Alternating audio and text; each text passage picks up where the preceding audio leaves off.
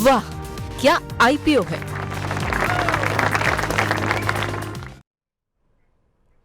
तो चलिए, हमारे साथ मौजूद हैं अरुण जी, हमारे साथ अरुण केजरीवाल जी हमारे साथ मौजूद हैं। साथ ही साथ हमारे इन हाउस रिसर्च जर्नलिस्ट शौर्य हर रोज़ की तरह हमारे साथ जुड़ चुके हैं। सबसे पहला प्रश्न लेकिन हम अरुण जी से ही पूछना चाहेंगे। अरुण जी, पहले तो बहुत बहुत स्वागत है आपका आज के इस कार्यक्रम में जुड़ने के लिए, अपना महत्वपूर्ण समय देने के लिए। सर, अभी जो आज आईपीओ खुले हुए हैं उस पर ज़रा बात करें। उससे पहले कल आपसे बातचीत हो नहीं पाई और आपकी प्राइमरी मार्केट पे काफ़ी पैनी नज़र रहती है। जियो फाइनेंशियल की लिस्टिंग हुई सर कल, और वहाँ पर हमने देखा कि जितना उत्साह, जितना यूफोरिया था, वो थोड़ा ठंडा पड़ता हुआ दिखाई दिया, क्योंकि कल लोअर सर्किट लगा। आज भी हम देख रहे हैं कि लोअर सर्किट ही लगता हुआ दिखाई दे रहा है। क्या वजह इसकी मान रहे हैं? बहुत लोग ये भी कह रहे हैं कि वैल्यूएशन को लेकर के कंसर्न है। आपने क्या कुछ देखा सुना सर? क्या क्या आपको कारण लगता है, और ये अभी लोअर सर्किट कब तक जारी रहेगा?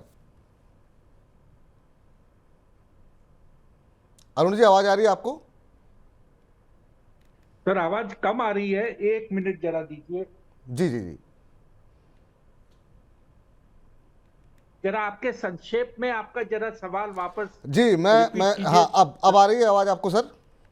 हाँ जी, अब आ रही है। जी, तो मेरा प्रश्न ये है सर कि कल जो है बड़ा डेवलपमेंट हुआ। रिलायंस जियो जियो फाइनेंशियल की जो लिस्टिंग हुई, काफ़ी उम्मीदें थी लोगों को, काफ़ी यूफोरिया था मार्केट के अंदर, लेकिन वो सुस्त पड़ता हुआ दिखाई दिया। बहुत लोगों को वैल्यूएशन को लेकर कंसर्न दिखाई दे रहा है। कुछ लोग फ्यूचर में कंपनी वाकई में जितनी मार्केट कैप है उसको जस्टिफाई कर पाएगी कि नहीं, इसको लेकर सवाल उठ रहे हैं।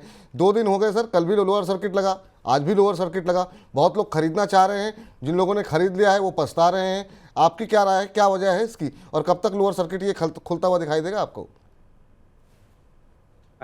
आपने बड़ा उचित सवाल पूछा है। उम्मीद जो जो रियलिटी होती है उससे बहुत ज्यादा थी। और अगर आपको ध्यान में हो तो ग्रे मार्केट ये कह रहा था कि जो 261 का प्राइस डिस्कवरी थी, उसका ग्रे मार्केट में करीब 325 रुपए में कारोबार हो रहा था। मुझे लगता है कि रिलायंस की एजीएम, जो एक बहुत बड़ी महत्वपूर्ण घटना होती है कंपनी के इतिहास में, वो मीटिंग है अगले सोमवार को 28 तारीख को। शुक्रवार तक ये शेयर में नरमी देखने को मिले, ऐसा मेरा अंदाजा है। और मुझे ये एक आश्चर्य नहीं होगा कि अगर ये 205 200 रुपए के आसपास के स्तर अगले आने वाले 3 दिनों में भी दिख जाए। अगर आप मुझे ये पूछे कि निवेशकों को क्या करना चाहिए, वो एक अच्छी एंट्री पॉइंट हो जाएगी निवेशकों के लिए। 200 रुपए के आसपास एंट्री कीजिए। 28 तारीख को कुछ न कुछ अनाउंसमेंट कंपनी की ओर से आपको अवश्य मिलेगा, जिसपे कि इसमें जो रुचि है, जो रुझान है, जो प्राइस ट्रेंड है, उसमें बदलाव देखने को मिलेगा। ये मैं सिर्फ एक महज, जिसे कहते हैं, इवेंट्स को ज्वाइन करके आपको एक संभावना दे रहा है। बिल्कुल सही कह रहे हैं सर आप, क्योंकि कल हमारे साथ अरुण मंत्री जी थे हमारे मेहमान, और उनका भी यही मानना था कि रिलायंस के एजीएम तक अभी दबाव देखने को मिलेगा। सर, अगर कोई बड़ा मतलब अनाउंसमेंट अगर नहीं होती, हालांकि जब भी एजीएम होती है तो निश्चित रूप से कुछ बड़े अनाउंसमेंट रिलायंस की तरफ से, और खासतौर से अब ये कंपनी अलग हुई है तो इसके बारे में निश्चित रूप से मेंशन किया जाएगा। लेकिन जो उम्मीदें हैं, अगर उम्मीदों पे खरा नहीं उतरती है एजीएम, तो आपको लगता है कि ये अभी दबाव कंटिन्यू रह सकता है? दूसरा, आपने कहा कि 200 के आसपास खरीदारी करनी चाहिए। बहुत लोगों ने कल जैसे सवाल जब आ रहे थे हमारे पास, तो उसमें बहुत लोगों के सवाल आया कि मैंने तो सुबह ही लिया, अब मुझे नुकसान हो रहा है, मैं क्या करूं? तो जो लोग ऊपर के लेवल पे फंस गए हैं उनके लिए क्या सलाह रहेगी? एक बार के लिए नुकसान बुक कर लें, या फिर जब नीचे और आ जाए 200 के आसपास दोबारा एंट्री करें? अभी क्या सलाह रहेगी सर आपकी? विपुल जी, अगर आप ध्यान दें तो इस कंपनी की जो कुल इक्विटी है वो 636 करोड़ शेयर की है, और इसमें प्राय जो मेजॉरिटी होल्डिंग है 50% से ज्यादा वो प्रमोटर ग्रुप की है। लेकिन इसकी जो होल्डिंग है बड़ी स्कैटर्ड होल्डिंग है।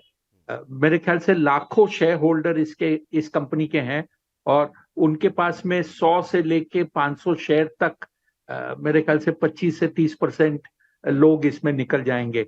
तो मेरे ख्याल से ये एक शेयर छोटा मोटा शेयर नहीं है, इसमें अच्छी खासी मूवमेंट देखने को मिलेगी। 1,40,000 करोड़ का मार्केट कैप है। समय रखिए, निराश होने की कोई आवश्यकता नहीं है।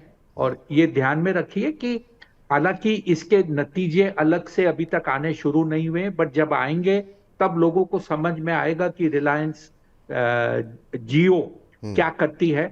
ये म्यूचुअल फंड में भी निवेश करने वाली है, ये शेयर ब्रोकिंग की भी एक्टिविटी में जाने वाली है। तो इसमें अनाउंसमेंट एजीएम को छोड़कर अब मेरे ख्याल से हर महीने 2 महीने में कुछ न कुछ आता रहेगा। ठीक, तो यहाँ पर जो तमाम दर्शक हमारे हैं जो कि एक साथ कई सारे सवाल आ रहे थे जियो को लेकर के, जियो फाइनेंशियल को लेकर, सबके उत्तर मुझे लगता है कि हम लोगों ने ले लिए हैं।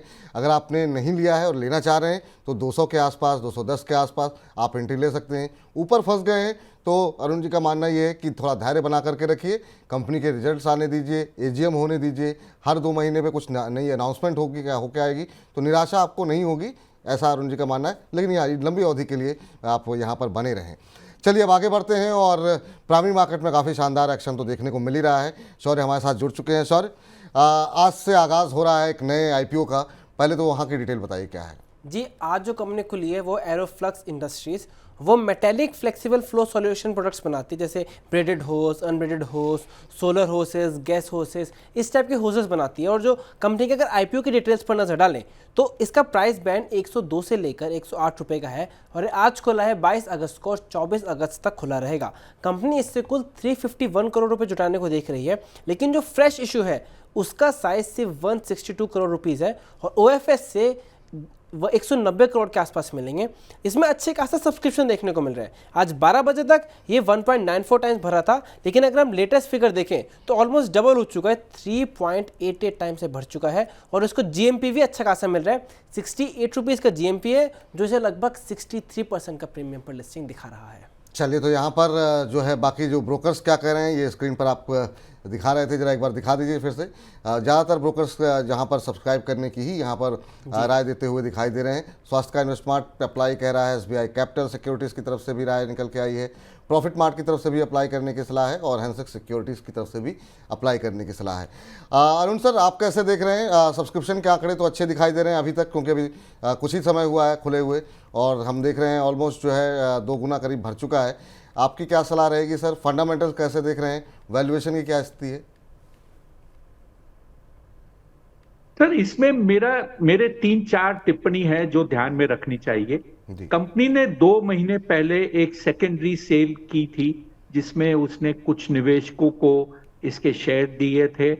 वो 87 रुपए कुछ पैसे की एक सेल प्राइस थी और 2 महीने बाद वो जब ये इश्यू लेके आ रही है तो 23% ज्यादा मांग रही है। 2 महीने में कोई कंपनी के नतीजे नहीं आए हैं। ये मुझे एक लगता है कि कंपनी ने एक तरह से कुछ जाति की है नए निवेशकों के साथ, उनसे 23% प्रीमियम मांगा है और उस भाव में इशू कर रहा है। उसके अलावा ये ध्यान में रखना चाहिए कि कंपनी की कैपेसिटी फुल्ली यूटिलाइज्ड है और इस इश्यू में कहीं पर भी वो एक्सपांशन, कैपेसिटी एडिशन की बात नहीं कर रही। तो आगे जाकर ग्रोथ कैसे आएगा जब कैपेसिटी 85% के आसपास यूटिलाइज्ड है, ये एक समझना थोड़ा मुश्किल है। अब आए रणनीति, निवेशक को क्या करना चाहिए।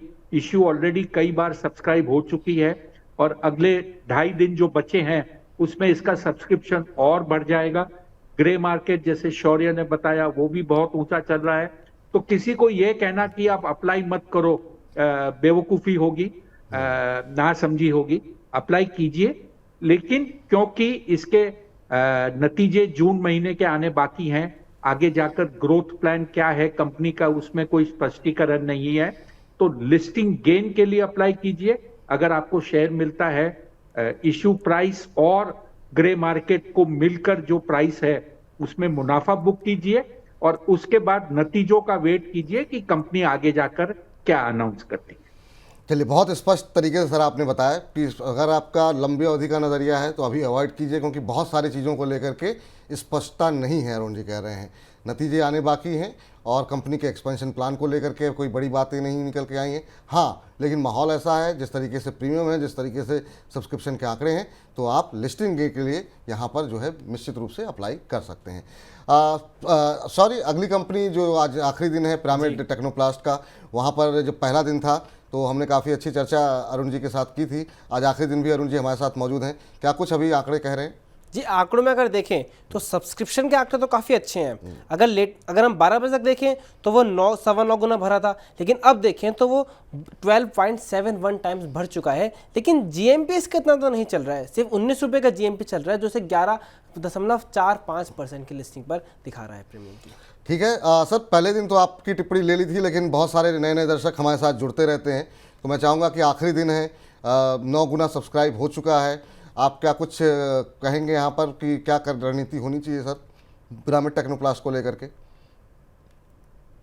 विपुल जी, ये एक और कंपनी है जिसकी कैपेसिटी फुल्ली यूटिलाइज्ड है, 85-86% के आसपास है। ये जिस धंधे में है, पॉलीमर ड्रम्स बनाता है, आईबीसी ड्रम्स बनाता है, पैकेजिंग के काम में इनके प्रोडक्ट्स आते हैं। इसकी जो लोकेशन है वो एक बहुत बड़ी एडवांटेज है कंपनी के लिए।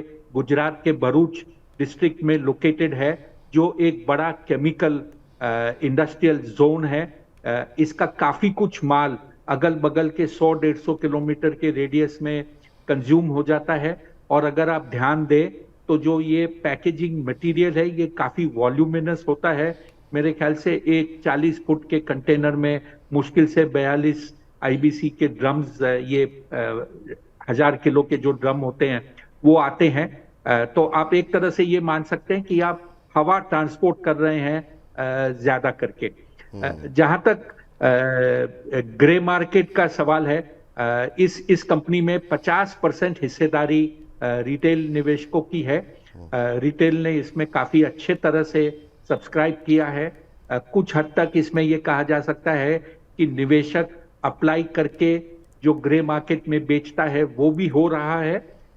मेरे ख्याल से लिस्टिंग ठीक ठाक होनी चाहिए, लेकिन कैपेसिटी एक्सपेंशन, सेल्स ग्रोथ के लिए कंपनी को नया निवेश करना चाहिए। इसका एसेट टर्न 2.6-2.8 के बीच में होता है, तो हर 50 करोड़ जो कंपनी निवेश करेगा उससे टर्नओवर 125 करोड़, 125 करोड़ से लेके 135 करोड़ के बीच में बढ़ेगा।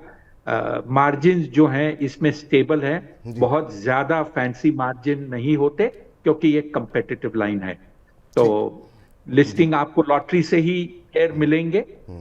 लिस्टिंग के बाद कुछ समय, जिसे कहते हैं बाजार को एक कूल ऑफ करने दीजिए, उसके बाद डिसाइड कीजिए आपको क्या करना है।